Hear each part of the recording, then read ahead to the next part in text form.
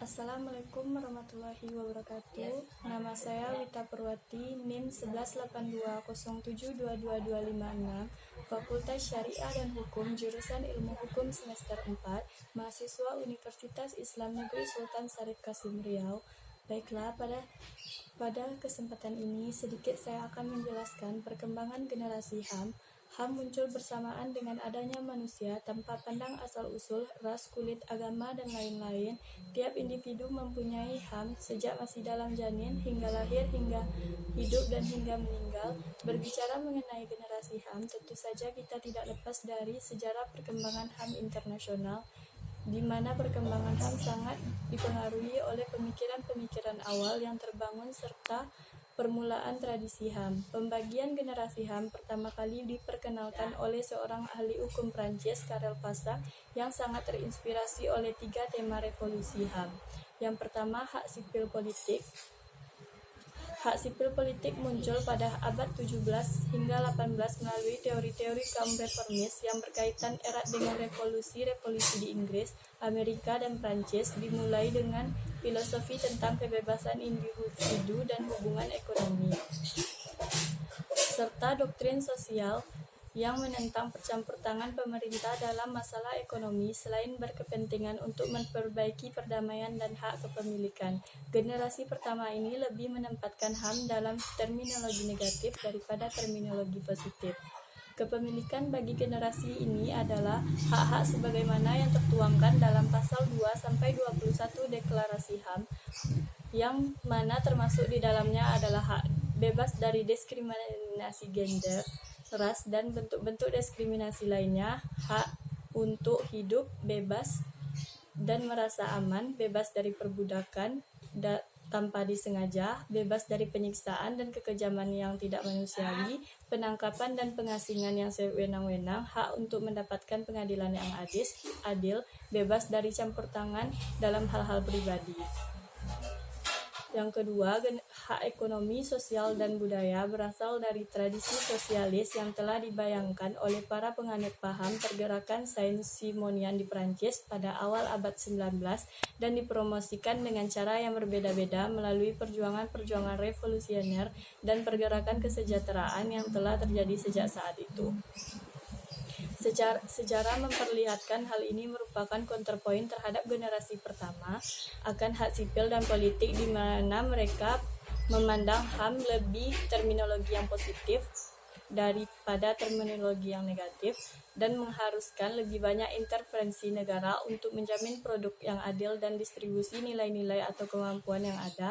Ilustrasi dari beberapa hak tersebut dijelaskan dalam pasal 22-27 Deklarasi Universal Hak Azazi Manusia, seperti akan keamanan sosial, hak untuk bekerja, dan hak perlindungan terhadap ketidakadaan pekerjaan.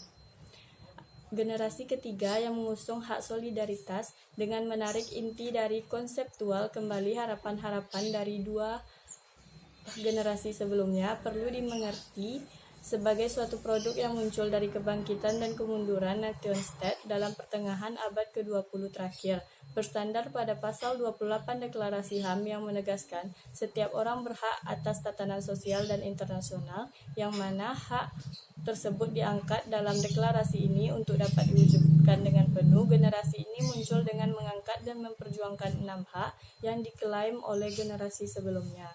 3 dari hak-hak ini mencerminkan munculnya nasionalisme dunia ketiga dan revolusi dalam pengangkatan harapan-harapan, misalnya harapan untuk kembali mendapatkan kekuasaan, kekayaan, dan hal-hal penting lainnya. Setelah pembagian yang dilakukan oleh Passac di atas, perkembangan HAM internasional terus-menerus terjadi sehingga lambat laun muncullah generasi-generasi HAM yang baru berdasarkan hasil pengamatan para pakar di bidang hukum. Berdasarkan hasil penelusuran literatur melalui media internet, penulis menemukan pembagian generasi HAM dalam 4 generasi, yaitu generasi pertama. Pada generasi ini, substansi HAM berpusat pada aspek hukum dan politik. Ini disebabkan oleh dampak Perang Dunia Kedua, di mana negara baru ingin membuat tertib hukum yang baru. Yang kedua, setelah Perang Dunia Kedua, negara baru tidak hanya menuntut hak-hak yuridis, melainkan hak-hak sosial, ekonomi, politik, dan budaya.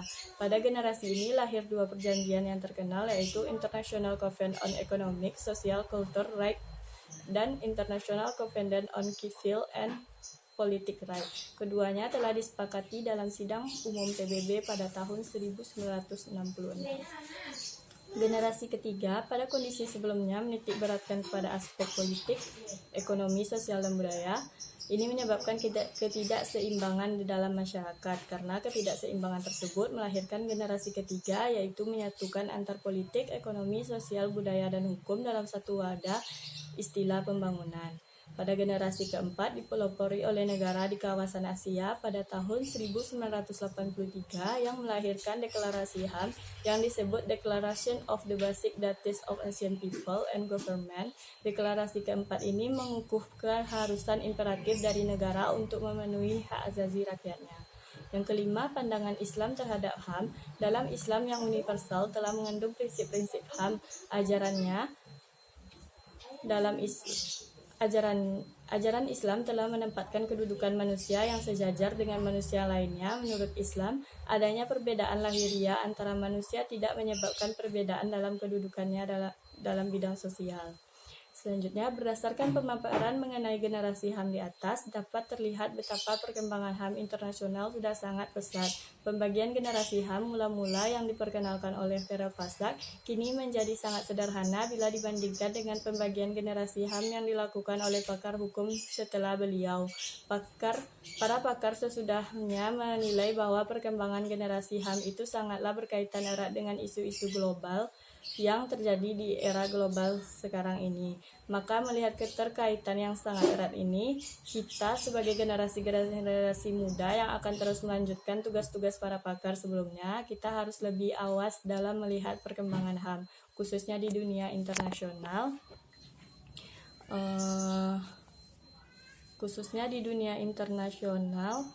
Saat ini agar lebih ditangkap dalam menyikapi berbagai permasalahan seputar HAM yang sedang berkembang.